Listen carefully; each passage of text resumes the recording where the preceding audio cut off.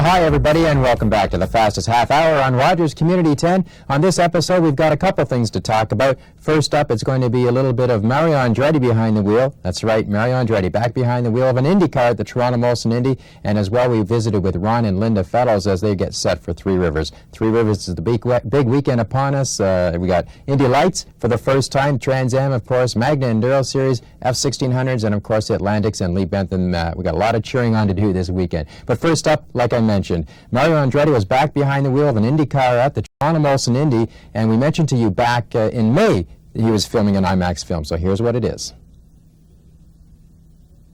It's a pleasure to see you in the driving seat here in Toronto, but you're not going to be in the race. No, I don't think so.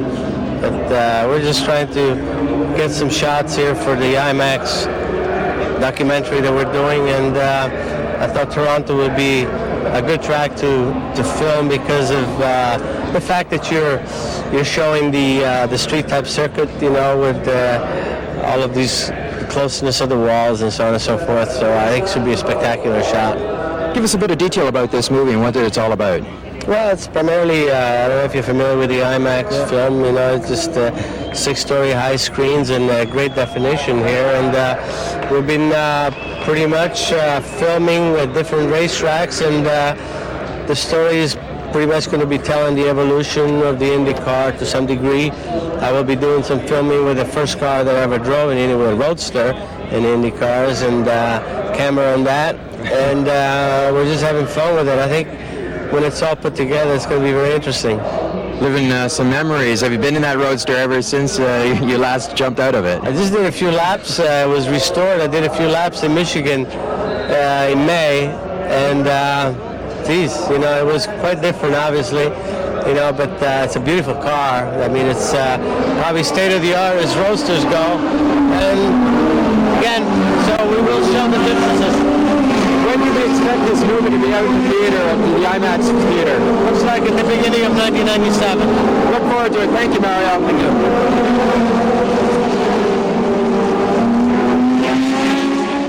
Beginning of 1997, well, I know what's on my Christmas list this year. 2 tickets, please. Looking forward to that one. Well, we mentioned to you as well that we spoke with Ron and Lynda Fellows just before heading off to Three Rivers, and Ron has had just one of those seasons that a driver sometimes encounters, and let's hope that it's turning around starting at Three Rivers. Here's Ron Fellows. Well, this season has been one that's very disappointing, obviously. Yeah, but understating. Yeah, 4 DNFs in 9 races. Just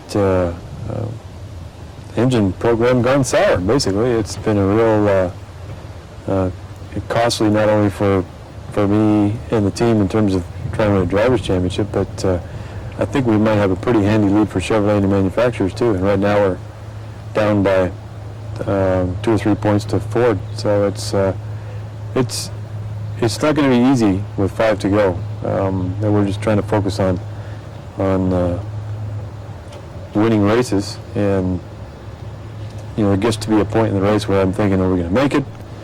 And then carry on from there. It's been difficult. Why the problem, do you think? Well, our weakness in '95 was straight line speed. We had tremendously good handling cars with that ridiculous inversion. You know, we had 11 races, qualified on the pole 5 times. The other races, but 1, had qualified second. So we were always on second or third row for 10 of the 11 races. And our speed was all in corners and not down the straightaway. We were at a deficit. And it made it difficult to race. You know, just it's not like the old GM series where the cars were all the same. You know, these these cars aren't the same. Where our strong suit was handling. So, we were pretty vocal within our own team. We really need to step up and get some power here. And the engine guys, worked hard to try and make more power. Unfortunately, it's been at the expense of reliability. So a lot of the things they've tried internally have, frankly, just broken. And we've had a lot of engine failures, not just in races, but also race weekends. It's been real frustrating. It's not been from a lack of effort. It's just been one of those things that's unfortunate that happens when you're trying to play a bit of catch up with one area of a racing program. And it turns into one of those seasons where a team has a bad luck season where you've had some decent seasons, and this is just the one that's gone real sour, but not quite as much as Jamie's has had. He's still up in the points, but he's dropped back a bit from the lead. Yeah, it's we both had engine failures at Cleveland, and that hurt Jamie a lot. He had not DNF'd up until Cleveland, so he was in the thick of it points wise, and we both had similar failures at Cleveland. His was early, mine was late.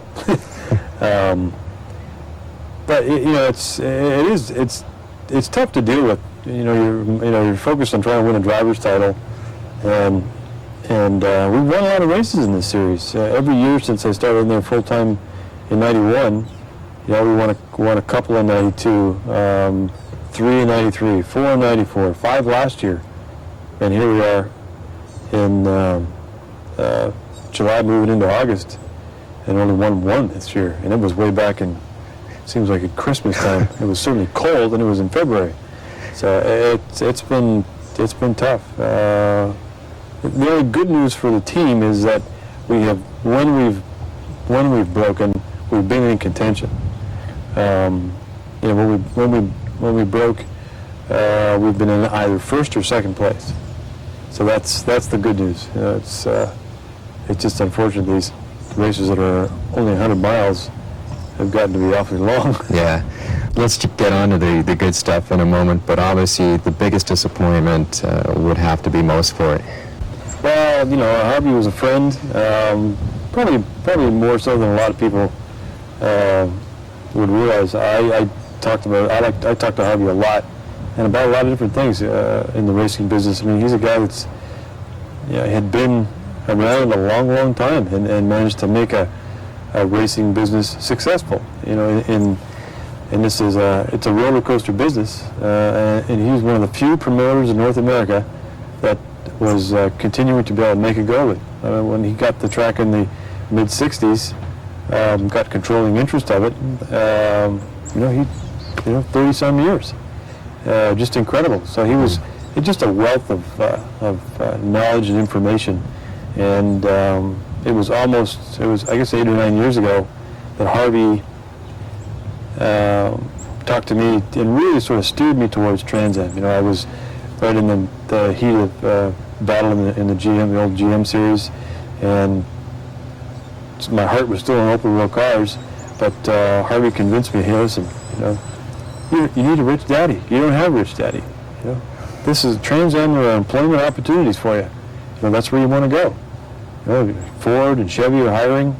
That's where you need to go. And here we are, 8 or 9 years later, able to make a living here anyway.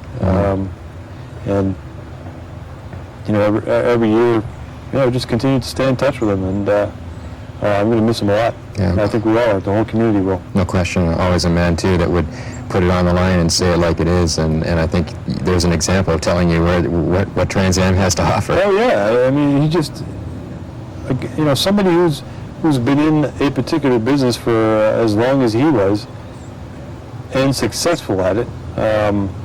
He obviously knows a lot about it, and he was a very in the background kind of guy, very humble about his own place in motorsports. He just called himself an accountant, but very, very big enthusiast of the sport. I mean, he loved a good car race. I think I think his favorite cars are still the Can-Am cars. It's just a shame. He should still be around. Yeah, I think a lot of people don't even realize that the implementation of the changes. Yeah, we talked about it as early as the Victoria Day weekend of '95. Changes he wanted to do, and he said, "What do you think about this? What do you think about that?" And hey, that's dynamite ideas, and he was starting to see some more money coming back in. And you got to understand that without the big income that used to come from Formula One and from the '70s, it was a difficult time. So he was only able to put back in, once his overhead was covered. So, he's very shrewd with the money, and just continue to be successful with it. You can say what you want about the facilities, but they're there. They were operating, and for those of us who make a living in it, Mosport is just a terrific racetrack, and that's the bottom line. For those of us who want to go either watch a race there or compete, it's one of very few racetracks anywhere in the world, which is a great credit to Harvey, and like I say, we're going to miss him dearly. Well said. With the season being so hectic, yourself and Lynda and the family moving into a new home, the charity work you do, it must get pretty hectic. Yeah, Lynda and I were talking about this the other night. This little stretch we're on right now is the first time we had a break since Minneapolis a couple of weeks ago. We did some testing, but this is the first time since we got the house in the spring that we're going to be able to sleep and stay in it for more than 3 days. And do you want to know how many days I've been looking at the schedule where it'd fit in, where we could get to sit down? Yeah, there's that too. Actually, I discovered just not too long ago that there's a wood shed just around the corner of the house that I hadn't seen before. You guys got to, talk about this now, but you're off to Trois-Rivières in no time at all. And as far as that event's concerned, what do you hope for at Trois-Rivières? What do you expect? Well, the Canadian races in general have we've been a little short on success. Most part, we've had a lot of mechanical failures, just bad luck. It didn't matter whether I was driving a Chevy or a Ford. Even though Mosport was the place where I won my first race. Three Rivers, on the other hand, have just been adventures. Exciting stuff. We turned around, had to come from the back there a couple or three times, and a couple times spun on oil, and just wild races to finish. I think I finished second or third every year until I won last year. And some of it just trying too hard. There's something in the air in Quebec that can be very inspirational. They particularly Trois-Rivières, they really love their car racing. That race is almost as old as the Mosport race. They've had back in the Atlantic and Trans Am, back in the '60s. It's just a tremendous event. Jill was grew up not too far from there. It's just tremendous atmosphere. So I think trying too hard was perhaps one of my downfalls there. But we finally got a win there last year, and it was really exciting. The place went crazy. It was, and they just treat me like another French Canadian there. As an Anglophone, it's as long as you're flying the flag, the maple leaf. It seems like that's all that matters when it comes to driving a car. And they're so big on their motorsports, like you said. I think that's just it. Crazy about it. Yeah. Very passionate about it. It's just a lot of fun to be there. Down the road, looking to next year and beyond, what do you have in sight for yourself? We have another year to go on the contract with both American Equipment and Chevrolet. I'd like to. We talked about this a lot just the last week or so. I'd really like to explore Winston Cup, and we'll see. We'll see what comes of that. There's just, it's such a huge huge deal in the U.S. particularly. Television ratings, I mean, it's an incredible marketing machine, and you can't not want to take a crack at it. There's an awful lot of money there. At the same time, it's extremely competitive. It's probably, without a doubt, the most competitive racing there is. The rules are extremely strict, very similar in terms of the racing platform you have to operate under to Trans Am. We have far more sophisticated racing cars with Trans Am, but similar in the design and the structure of the tube frame, the V8 that you have to use, solid rear axle car, very, very unsophisticated. NASCAR just, I mean, they really keep a handle on costs, and where all the money is the sponsorship and the merchandising. When your average racing viewership is about 8 million people, plus what happens, plus you're racing in front of a minimum of 100,000 spectators. I mean, it's just incredible. Well, it's certainly no secret, you've said it a lot in the past, that you want to look to NASCAR. What about that? And maybe would that be with Buzz and his team? I don't think so. But Buzz is going to go Winston Cup next year with the Caterpillar sponsorship. But he has an established driver with David Green, who, I mean, he's the Busch champion from '94. They're in contention to win a championship this year. There's obviously some good chemistry within that, within American Equipment Racing South. So nothing will happen there. What we have explored is going with an existing team that's well established who might want to run a second car. You're starting to see a lot more two-car teams pop up. You've got Robert Yates is very successful. Hendricks has always run multi-cars, but only recently successfully with particularly Jeff Gordon, Terry Labonte, Ken Schrader. Next year, Richard Childress is going to do it with Earnhardt and Mike Skinner. It's obviously, in the road racing ranks, running a two-car team is a way of staying very, very competitive within your own team. You can learn a lot more when you've got two competitive cars, and I think Winston Cup is starting to see that trend start to happen, and so we'll see. I mean, it's same old deal. We're going to have to. It's like starting all over again.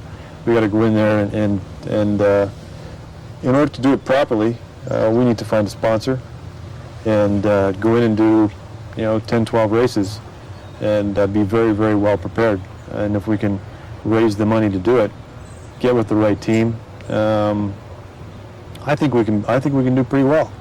The cars are, strangely enough, a lot closer to my showroom stock racing past than they are a Trans Am car. Trans Am cars are a lot more like a formula car than they are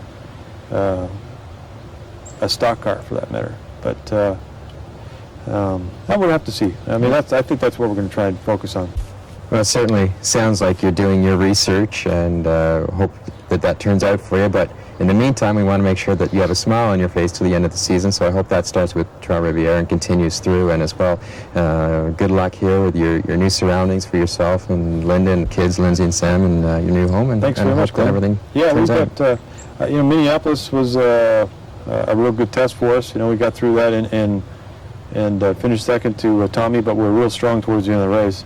Three Rivers is a similar kind of circuit, so I think maybe we've got a lot of these problems behind us. I mean, everybody within the team is working very hard, engine program included. We'll see. Okay. Thank you. Always a pleasure to sit down and talk with Ron. And Ron, thanks very much. Now, he mentioned, as far as NASCAR is concerned, getting with the right team. Well, Ron's already with the right team. Teammates Ron and Lynda Fellows, one of the nicest couples in auto racing, and we had a chance to talk with Lynda.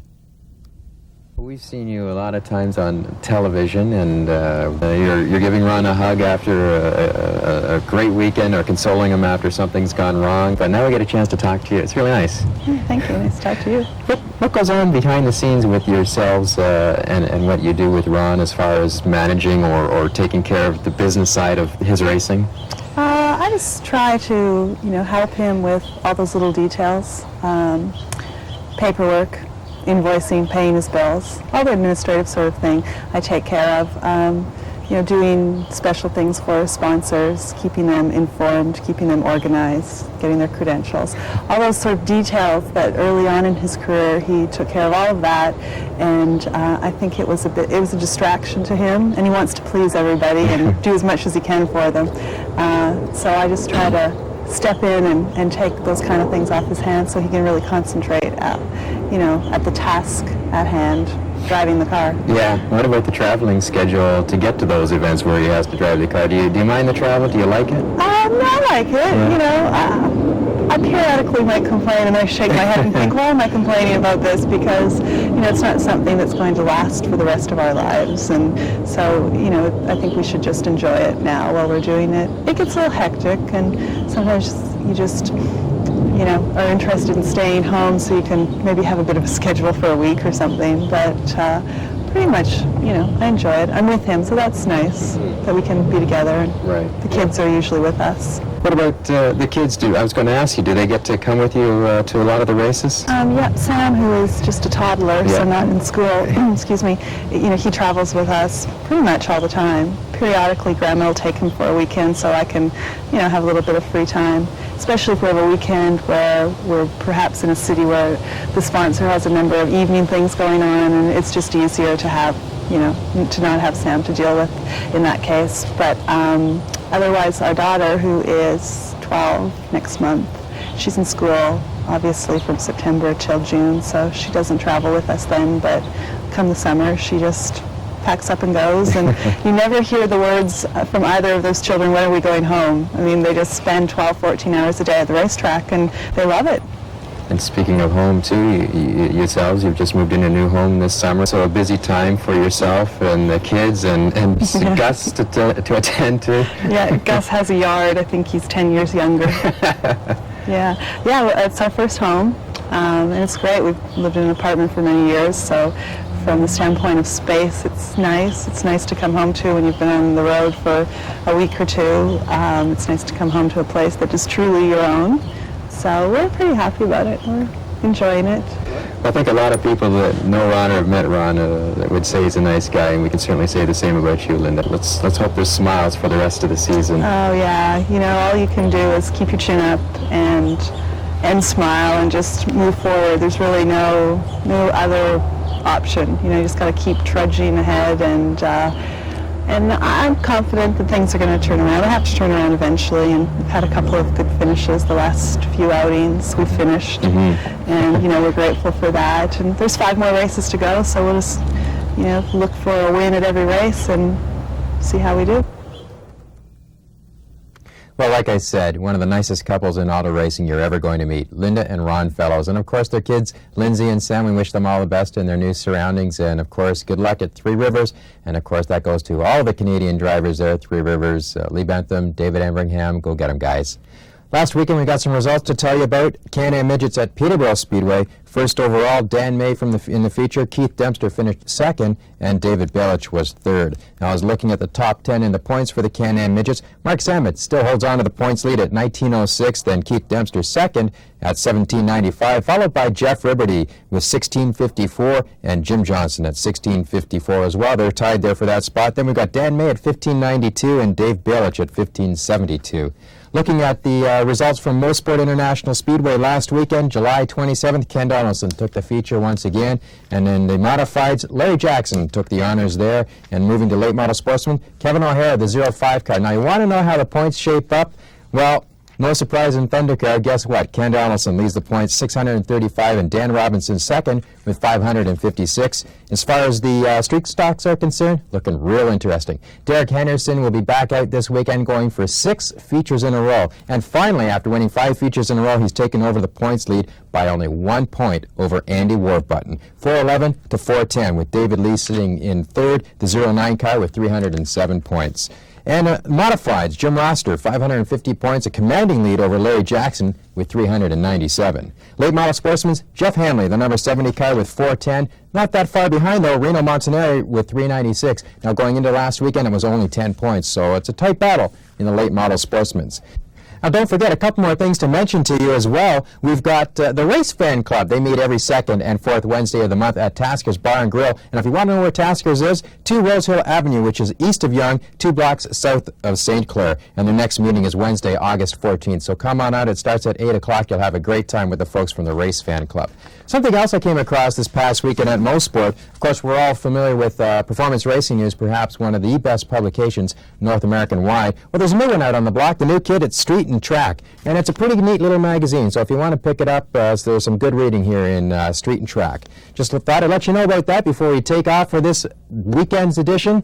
Another quick pit stop, the fastest half hour on Rogers Community 10. It's gone by before you know it. Just to let you know as well, the response line, 905-436-3500. Give us a call anytime and leave a recorded message. But until next week, take care. Have yourself a great week, and we'll see you back on the fastest half hour on Rogers Community 10.